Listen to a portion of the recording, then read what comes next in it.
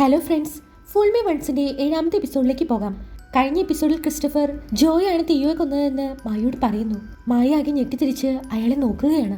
അയാൾ അത് വിശദമായി അവളോട് പറയുന്നു. ക്രിസ്റ്റഫറും ജോയും ആൻഡ്രൂവും എല്ലാം പഠിച്ച സ്കൂളിലേക്ക് തിയോ ജോയിൻ ചെയ്യുന്നു. അവൻ വളരെ ചാമിങ് ആയിട്ടുള്ള ഒരു വിദ്യാർത്ഥിയായിരുന്നു. എല്ലാത്തിലും അവന് പ്രാവീണ്യം ഉണ്ടായിരുന്നു, ഫുട്ബോളിലും. ഇത് ജോയ്ക്ക് അവനോട് അസൂയ ഉണ്ടാക്കി. അത് ശരിയായിരിക്കുമെന്ന് മായ പറയുന്നു. ജോയ്ക്ക് അവനേക്കാൾ മുകളിൽ ആരും പോകുന്നത് ഇഷ്ടമായിരുന്നില്ല. തിയോ എങ്ങനെയാണ് കൊല്ലപ്പെട്ടതെന്ന് പറയാൻ മായ ക്രിസ്റ്റഫറിനോട് ആവശ്യപ്പെടുന്നു. താൻ അതെല്ലാം ഒരു പ്രാങ്ക് ആയിരുന്നുവെന്നാണ് വിചാരിച്ചിരുന്നതെന്ന് അയാൾ പറയുന്നു. താനും ജോയും ആൻഡ്രൂവും എല്ലാം ചേർന്ന് തിയോയെ അന്ന് പ്രാങ്ക് ചെയ്യാൻ തീരുമാനിച്ചു. അവനെയും കൊണ്ട് ഞങ്ങൾ സ്കൂൾ കോമ്പൗണ്ടിൽ തന്നെയുള്ള ഒരു സ്ഥലത്തെത്തി. ഞങ്ങളെല്ലാവരും മാസ്ക് ഇട്ടിട്ടുണ്ടായിരുന്നു. അവനൊരു കസേരയിലെത്തി ഞങ്ങൾ അവിടെ കെട്ടിയിട്ടു. ഞങ്ങളെല്ലാവരും ഡാൻസ് ചെയ്യുകയായിരുന്നു. പക്ഷെ പെട്ടെന്ന് ജോ അവന്റെ വായിലേക്ക് വോഡ്ക ഒഴിച്ചു കൊടുക്കാൻ തുടങ്ങി. അവൻ അത് നിർത്തുന്നുണ്ടായിരുന്നില്ല. തിയോ കിടന്ന് പിടയുന്നുണ്ടായിരുന്നു. കുറച്ചു കഴിഞ്ഞപ്പോൾ അവന് ബോധം നഷ്ടപ്പെട്ടു. അവനെന്തോ സംഭവിച്ചെന്ന് ഞങ്ങൾക്ക് എല്ലാവർക്കും മനസ്സിലായി. ഇത് ആരോടും പറയരുതെന്ന് ജോ ഞങ്ങളോട് എല്ലാവരോടും പറഞ്ഞു. പക്ഷേ എനിക്കും ആൻഡ്രൂവിനും ഇത് വല്ലാത്ത കുറ്റബോധമായി.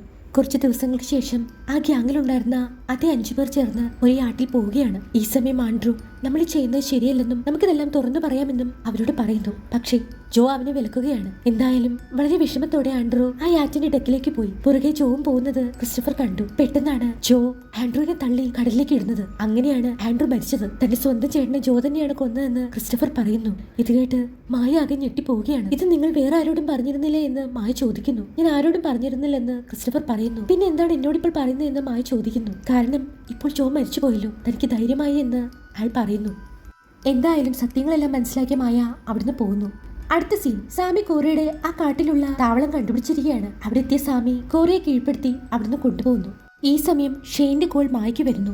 അയാൾ ആകെ ദേഷ്യത്തിലാണ്. താൻ മായ്ക്ക് വേണ്ടി ആ ബുള്ളറ്റ്സ് പരിശോധിച്ച കാര്യം സാമി അറിഞ്ഞുവെന്ന് ഷെയ്ൻ പറയുന്നു. അയാൾ അതന്വേഷിച്ച് കണ്ടുപിടിച്ചിട്ടുണ്ട്. ഒരേ ഗണ്ണിൽ നിന്നുള്ള ബുള്ളറ്റ് ഏറ്റിട്ടാണ് നിന്റെ ഹസ്ബൻഡും നിന്റെ ചേച്ചിയും മരിച്ചിരിക്കുന്നത്. അതെങ്ങനെ സാധിക്കുമെന്ന് ഷെയ്ൻ ചോദിക്കുന്നു. എന്തായാലും തന്നെ വിശ്വസിക്കാൻ മായ അവനോട് ആവശ്യപ്പെടുന്നു. നമുക്ക് നേരിട്ട് കണ്ട് സംസാരിക്കാമെന്നും അവൾ പറയുന്നു. ഷെയ്ൻ മായയെ കാണാൻ അവളുടെ വീട്ടിലെത്തി. ഈ സമയം മായ അവളുടെ ഉറക്കം കെടുത്തുന്ന ആ പഴയ സംഭവത്തെ കുറിച്ച് പറയുന്നു. അന്ന് ഷെയ്നും അവളോടൊപ്പം ഉണ്ട്. ഷെയ്നും മായയും തങ്ങളുടെ ടീംമേറ്റ്സിന് എമർജൻസി ഉണ്ടെന്നറിഞ്ഞു വരികയാണ്. ഈ സമയം താഴെ അവരുടെ കൂട്ടത്തിലുള്ള ടീംമേറ്റ്സിന് നല്ലപോലെ അപകടം പറ്റുന്നത് അവർ കാണുന്നുണ്ട്. ഈ സമയം ദൂരെ നിന്നൊരു വാൻ അങ്ങോട്ടേക്ക് വരുന്നതും അവർ കാണുന്നു. അതിനെ ഷൂട്ട് ചെയ്യാനുള്ള കമാൻഡ് കിട്ടാൻ അവർ വെയിറ്റ് ചെയ്യുകയാണ്. പക്ഷെ അവൾ എത്ര ചോദിച്ചിട്ടും വെയിറ്റ് ചെയ്യാനാണ് അവർക്ക് കമാൻഡ് കിട്ടുന്നത്. അതിൽ സാധാരണക്കാരെങ്കിലും ഉണ്ടെങ്കിൽ അത് ആക്രമിച്ചാൽ അത് വലിയ കുറ്റമാകുമെന്ന് അവർക്കറിയാം. പക്ഷേ മായയ്ക്ക് തന്റെ ടീംമേറ്റ്സിനെ അപകടത്തിലേക്ക് വിട്ടുകൊടുക്കാൻ മനസ്സ് വരുന്നില്ല.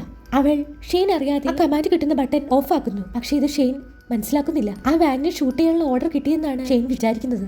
ഈ സമയം അങ്ങോട്ടേക്ക് വരുന്ന ആ വാനിനെ മായ ഷൂട്ട് ചെയ്തിടുന്നു. പക്ഷേ അതിൽ സാധാരണക്കാരായ മനുഷ്യരായിരുന്നു ഉണ്ടായിരുന്നത്. ഇത് മായയുടെ ജീവിതം തന്നെ ആകെ മാറ്റിമറിക്കുകയാണ്. എന്നും താൻ അത് സ്വപ്നം കാണാറുണ്ടെന്ന് അവൾ പറയുന്നു. തനിക്ക് സമയത്തേക്ക് പിന്നോട്ട് പോകാൻ കഴിഞ്ഞിരുന്നെങ്കിൽ എന്ന് അവൾ പറയുന്നു. അവർ പറഞ്ഞതുപോലെ ഷൂട്ട് ചെയ്യാതിരുന്നെങ്കിൽ ആ സിവിലിയൻസ് ജീവനോടെ ഉണ്ടായിരുന്നേനെയെന്നും അവൾ പറയുന്നു. അന്നോട്ട് ഇന്ന് വരെ അവൾക്ക് ഉറക്കം നഷ്ടപ്പെട്ടിരിക്കുകയാണ്. ഇതെല്ലാം അറിഞ്ഞ് ഷെയ്ൻ ആകെ അന്തം വിട്ടിരിക്കുകയാണ്. ഷെയ്ൻ കരുതിയിരുന്നത് മായ ഷൂട്ട് ചെയ്തത് കമാൻഡ് കിട്ടിയിട്ടാണെന്നാണ്.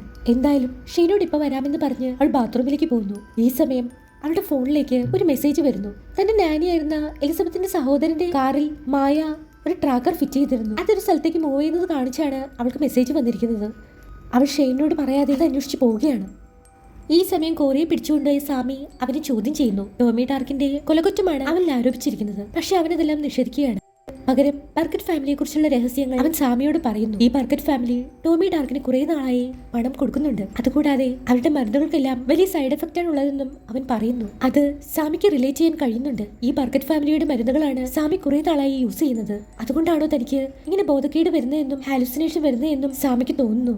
കോറി പറയുന്നതിൽ സത്യമുണ്ടെന്ന് സാമി മനസ്സിലാക്കുന്നു. അവരുടെ കമ്പനിയെയും ആ മരുന്നുകളെയും വിശ്വസിച്ചുകൊണ്ടാണ് തന്റെ ഹെൽത്ത് ഇത്രത്തോളം മോശമായതെന്ന് സാമി തിരിച്ചറിയുകയാണ്.